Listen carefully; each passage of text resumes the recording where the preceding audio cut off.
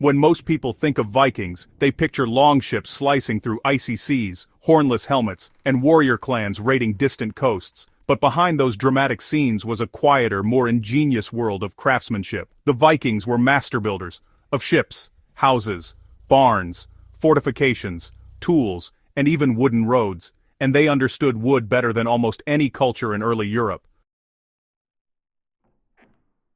One of their most mysterious skills was a timber-preserving ritual that kept wood strong, water-resistant, and rot-proof for decades, sometimes even centuries. Modern researchers still struggle to replicate the exact results, but ancient sources, archaeological evidence, and Nordic folk practices all point to a clever, surprisingly scientific method the Vikings used to give their wood nearly immortal life.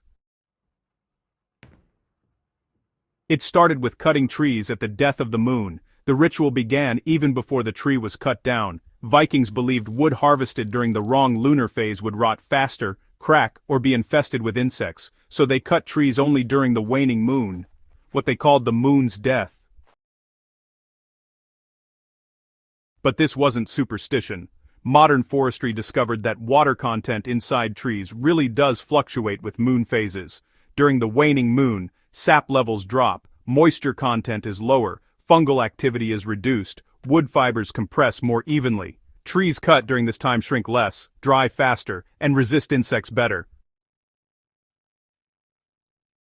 The logs were soaked in the ground, not in water. After cutting, timber was buried halfway in soil or mud for several weeks. Now this might sound like it would just speed up rot, but here's the trick. The soil they chose was cold, mineral-rich, and, anaerobic.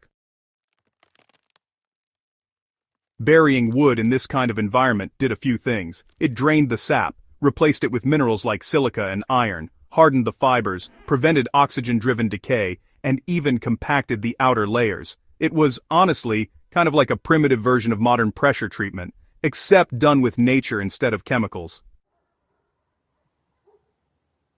The timber was then slow-dried in smoke sheds. Once it was dug out of the soil, the wood wasn't used right away. Instead it was dried in smoke huts, which were actually pretty similar to the structures people used to cure meat and fish. The secret finish: animal fat, pine tar, and birch oil. After drying, the Vikings coated their timber with a triple-layer finish that acted like a natural waterproofing resin. Why this ritual outlasted modern timber treatments? You might think modern technology would produce wood far superior to medieval methods, but that isn't always the case. The ritual wasn't just practical, it was spiritual. To Vikings, wood wasn't simply material, it was a living force. They believed the forest spirits blessed timber only if the ritual was done properly. Final thoughts. The Viking timber preservation ritual may sound mystical, but it was a system built on observation, natural chemistry, and generations of hands-on experimentation.